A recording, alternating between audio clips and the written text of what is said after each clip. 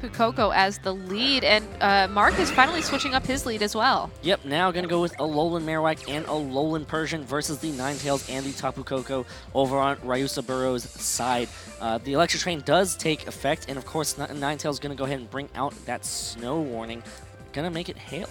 This is the first time we've seen the Tapu Koko on Ryuzaburo's side of the field. We know a little bit about this Marowak and the Alolan Persian. I think we know a lot about. So if I were Markus, I'd be looking to possibly just knock out the Ninetales. Alolan Marowak is certainly capable of doing so with a fire-type attack or really any attack paired with a fake out to stop that Aurora Veil. But that really leaves Tapu Koko in an interesting spot. It can't use any of its electric attacks thanks to the Lightning Rod ability that Marowak has, but it can still use Dazzling Gleam if it has that. And Dazzling Gleam is something that Persian, it can survive one, maybe two of those, but you don't want it to be sticking around taking so much chip damage like that. Tapu Koko forced to switch out, going to switch into Garchomp here to have a slightly better matchup against the Marowak. Now Ninetales protects itself, wanting to keep its Focus Sash intact if it is carrying it. Persian going for a parting shot, hitting in that Garchomp slot, going to go ahead and drop its attack stat. And now Markus can react to that Garchomp coming in, maybe deal a little bit better, maybe something that can intimidate, I think? Intimidate it, or like maybe just KO it outright possibly. Or get rid of the terrain. Or even Tapu Bulu to allow the, to really mitigate the amount of damage that Earthquake will be doing. Yes, it looks like Markus is taking his time thinking. You know, there's advantages to both, right? On the one hand, if you intimidate the Garchomp, all of its moves will be weaker, but if you bring the Tapu Bulu and Grassy Surge, get that grassy terrain up, you weaken Earthquake, and you also will heal your own Pokemon slightly every turn. Yep, and the Shadow Bone lands into that Ninetales Protect, not wanting to take so much recoil if that Flare Blitz did connect right there. Also, maybe possibly respecting a Focus Sash. You know, there's no point in using a Flare Blitz, taking all that damage just for Ninetales to survive anyways. Alright, now Garchomp and Ninetales on the field versus Marowak and Tapu Bulu on the field on Markus' side.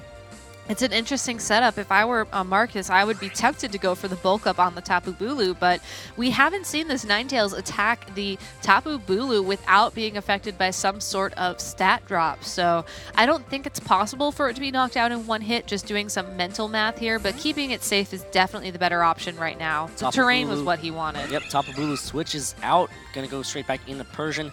Marowak going to protect here, not going to want to get KO'd by a possible Tectonic Rage. Ninetales going for the Blizzard, going to hit Persian on its weaker special defense side because it, Fur Coat, only boosts its physical defense. Ooh, so much damage, about 40%. And here comes the Tectonic Rage from Ryuzaburo's Garchomp here.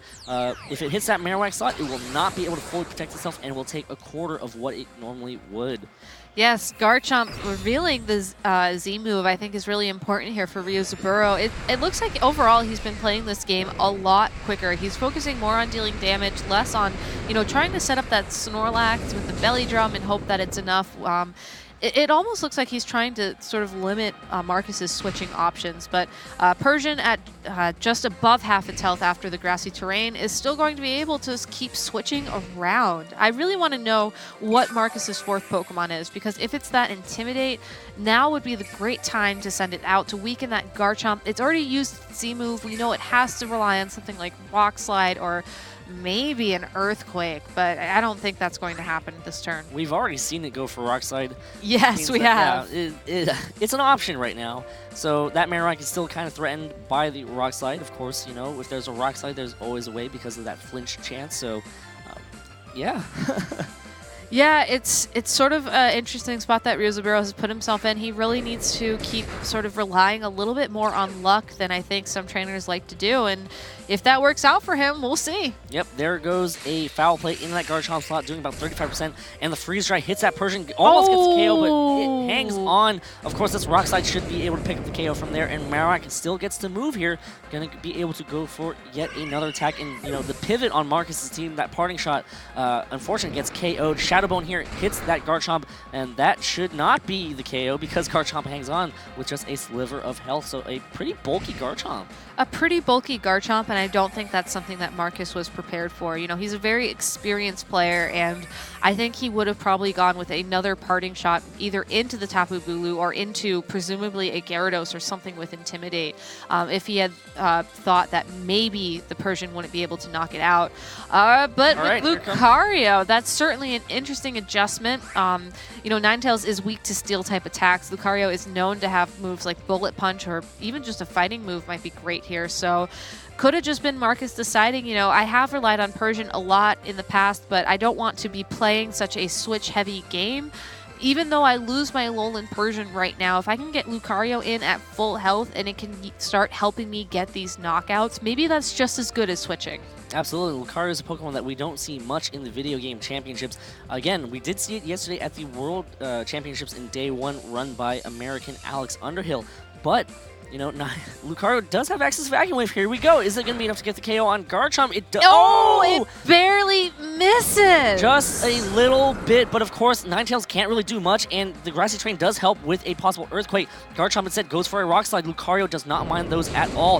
Hits that Marowak and gets the KO, so now Lucario, oh, so close, so close. It will get KO'd by the Hail because the Hail goes before the Grassy Terrain, but still, that's so unfortunate that Garchomp hung on because that cost him Markus's Marowak.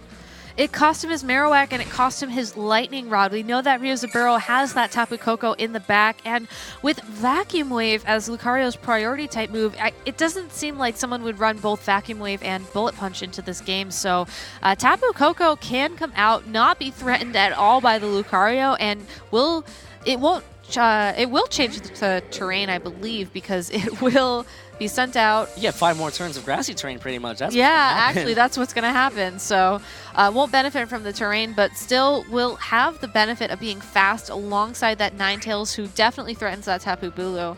Markus is in a really tight spot. Yep, and time is actually also winding down right now, so Markus is going to have to try to pick up as many KOs as possible.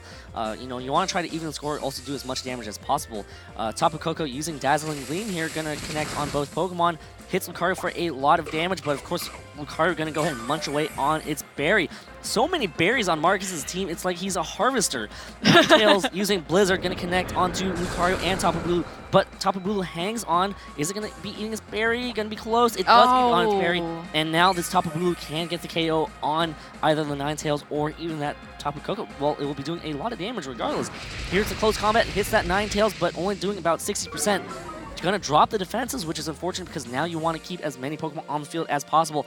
Tapu Bulu going for that Horn Leech, hitting that Ninetales, gets the KO, and now the score is 2 Pokemon each. It's 2 Pokemon each, but we know Tapu Koko will be faster than that Lucario, and it has Dazzling Gleam, so unfortunately for that Lucario, it's going to be close with the health recovery from the Grassy Terrain, but it's essentially knocked out at this point in time.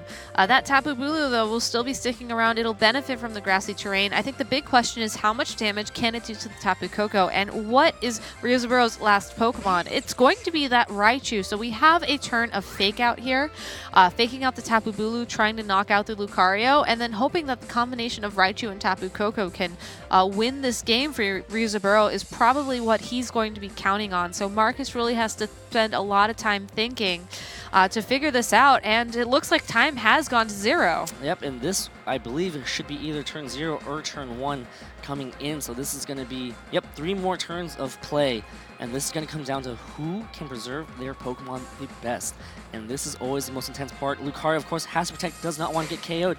Hornleech has to KO the Tapu Koko, but instead Tapu Bulu also protects. So just kind of stalling out one turn here. A very safe play by Markus. Yeah, you have to watch out for that fake out. That's right. All right, here we go. Dazzling Gleam from Tapu Koko. Now this is going to be close. We got 2 more turns.